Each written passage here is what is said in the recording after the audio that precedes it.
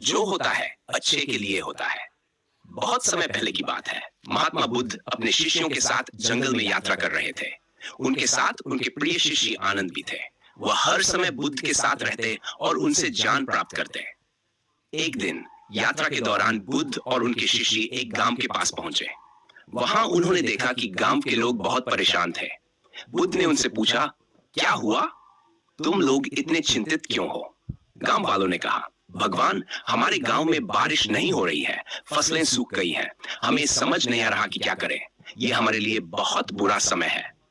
बुद्ध ने उनकी बात सुनकर शांत मन से कहा, चिंता मत करो, जो होता है अच्छे के लिए होता है। यह सुनकर गांव के लोग थोड़ा हैरान हुए। वे सोचने लगे, कैसे ये खराब स्थिति हमारे लिए अच्छी हो सकती है? लेकिन बुद्ध का स्वभाव ऐसा था कि लोग उनकी बात पर भरोसा करते थे। आगे चलकर बुद्ध और उनके शिष्य यात्रा पर निकल गए। जंगल में रास्ता कठिन था। अचानक आनंद का पैर एक पत्थर से टकरा गया और वह गिर गए।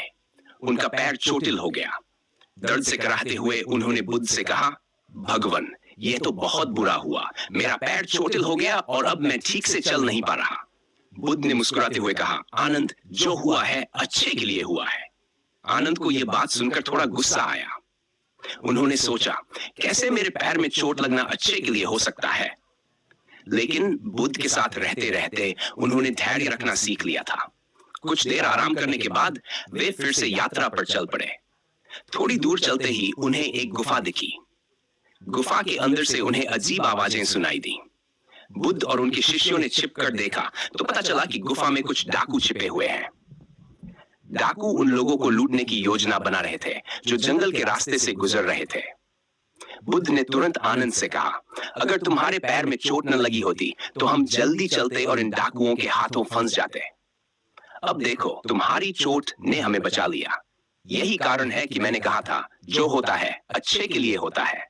आनंद को अब बुद्ध की बात समझ आ गई। उन्होंने महसूस किया कि हर घटना के पीछे एक गहरा अर्थ छिपा होता है।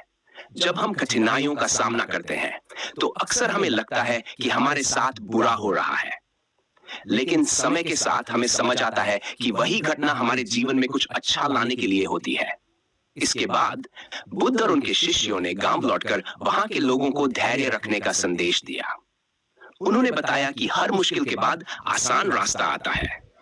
जब बारिश नहीं हो रही थी तो गांव वाले हिम्मत हार गए थे, लेकिन बुद्ध ने उन्हें मेहनत करने और सूखे के समय भी समाधान निकालने की प्रेरणा दी। कुछ ही दिनों बाद गांव में बारिश हुई। लोग बुद्ध के ज्ञान और उनकी शिक्षा को समझने लगे। उन्होंने महसूस किया कि कठिन समय में भी उम्मीद बनाए रखना और सही दृष्टिकोण रखना बहुत जरूरी है। कहानी का संदेश महात्मा बुद्ध की यह कहानी हमें सिखाती है कि जीवन में हर घटना के पीछे कोई न कोई कारण होता है। चाहे वह घटना हमें उस समय बुरी लगे, लेकिन अंत में वही हमारे लिए कुछ अच्छा लेकर आती है। हमें जीवन में हर स्थिति को सकारात्मक दृष्टि से देखना चाहिए और धैर्य रखना चाहिए।